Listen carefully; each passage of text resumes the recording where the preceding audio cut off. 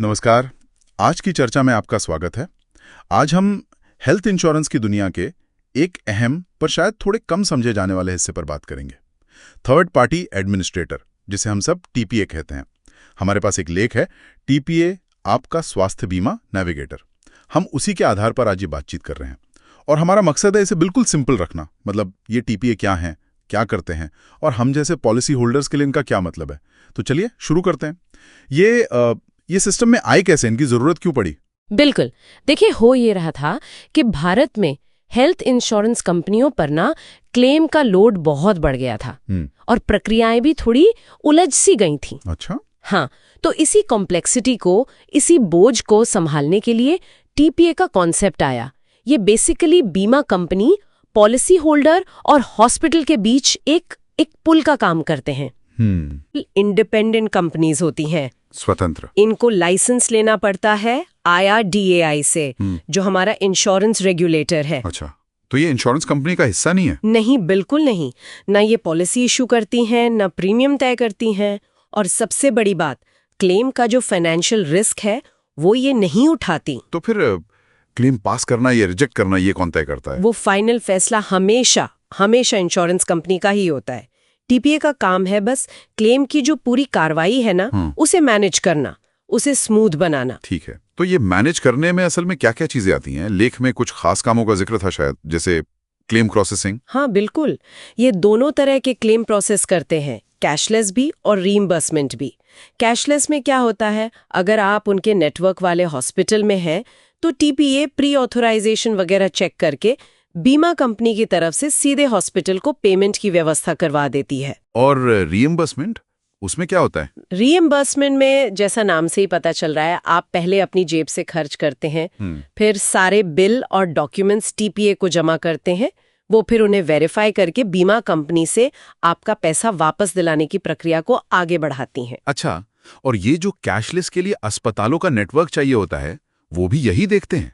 ये तो बहुत बड़ा काम लगता है। हाँ, ये उनका एक बहुत बड़ा और अहम काम है।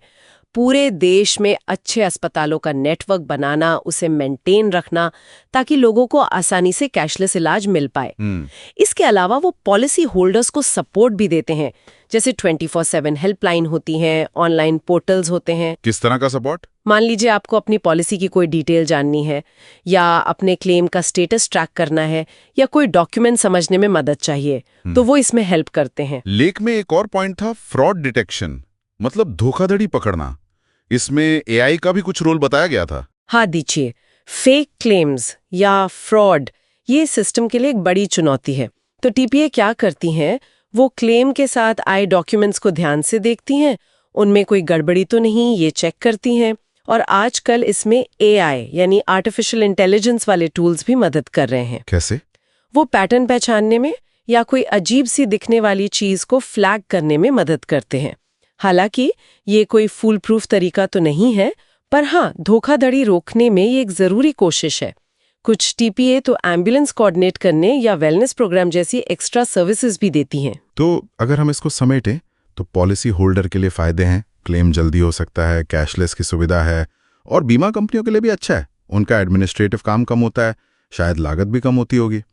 सुनने में तो ये काफी बढ़िया सिस्टम लगता है। हाँ, थ्योरी में तो ये बिल्कुल विन विन सिचुएशन लगती है, लेकिन असलियत में कई बार चुनौतियां भी आती हैं। लेख भी इस तरफ इशारा करता है। अच्छा, किस तरह की चुनौतियां? कई बार डेटा की क्वालिटी का इशू होता है, मतलब जानकारी ठीक से नहीं होती। कभी टीपीए, पॉलिसी होल्डर और हॉस्पिटल के बीच कम्युनिकेशन गैप हो जाता है, बातचीत में कमी। इससे क्या होता है, काम अटक जाता है, देरी होती है। हाँ, ये क्लेम में देरी या फिर कई बार बेवजह क्लेम रिजेक्ट होने की शिकायतें तो काफी सुनने को मिलती हैं। बिल्कुल, ये एक आम समस्या है। मतलब सिस्टम परफेक्ट नहीं है, कभी कभी उनकी तरफ से भी प्रोसेस में ढिलाई या गलतियां हो सकती हैं। ये वाकई सोचने वाली बात है कि इतने सारे फायदे गिनाने के बाद भी ये दिक्कतें क्यों हैं। सही बात है, और शायद इसीलिए टीपीए इंडस्ट्री भी लगातार बदल रही है, खुद को बेहतर बनाने की कोशिश कर रही है। भविष्य में हम देखेंगे कि वो और ज्यादा डिजिटल सर्विसेज अपनाएंगी, एआई और ऑटोमेशन का इस्तेमाल बढ़ेगा, इसलिए ताकि ये जो प्रक्रियाएं हैं ये और तेज हो सकें, गलतियां कम हों। उम्मीद तो यही है कि इससे पॉलिसी होल्डर का एक्सपीरियंस सुधरेगा। लेकिन यहाँ एक बड़ा सवाल खड़ा होता है, क्या? कि ये टेक्नोलॉजी सच में जमीनी स्तर पर ग्राहक के अनुभव को कितना बेहतर बना पाएगी, ये देखना होगा। बिल्कुल। तो इस पूरी बातचीत का निचोड़ क्या है? यही कि टीपीए भले ही हमें रोज नजर ना आते हों, पर हेल्थ इंश्योरेंस सिस्टम का एक बहुत जरूरी हिस्सा है। वो पर्दे के पीछे काफी महत्वपूर्ण काम करते हैं। हाँ। और उनकी भूमिका को समझना हम सब के लिए, जो पॉलिसी होल्डर्स हैं, उनके लिए फायदेमंद है। इससे हम अपने अधिकारों को बेहतर जान सकते हैं। बिल्कुल। और यहाँ एक बात और सोचने वाली है, जो शायद लेख सीधे तौर पर नहीं कहता, वो ये कि हम खुद यानी पॉलिसी होल्डर कैसे और ज्यादा एक्टिव हो सकते हैं। अपनी पॉलिसी की शर्तें, टीपीए का प्रोसेस, इनको अगर हम ठीक से समझ लें तो क्या हम क्लेम के टाइम आने वाली दिक्कतों को कम करने में मदद कर सकते हैं? ये एक अच्छा सवाल है। शायद हाँ, अगर हम ज्यादा जानकारी रखें तो प्रोसेस स्मूथ हो सकता है। बिल्कुल। इस पर हर किसी को सोचना चाहिए। सही कहा। तो इसी विचार के साथ आज की ये चर्चा यहीं रोकते हैं। उम्मीद है टीपीए की इस दुनिया को समझने में ये बातचीत आपके लिए उपयोगी रही होगी।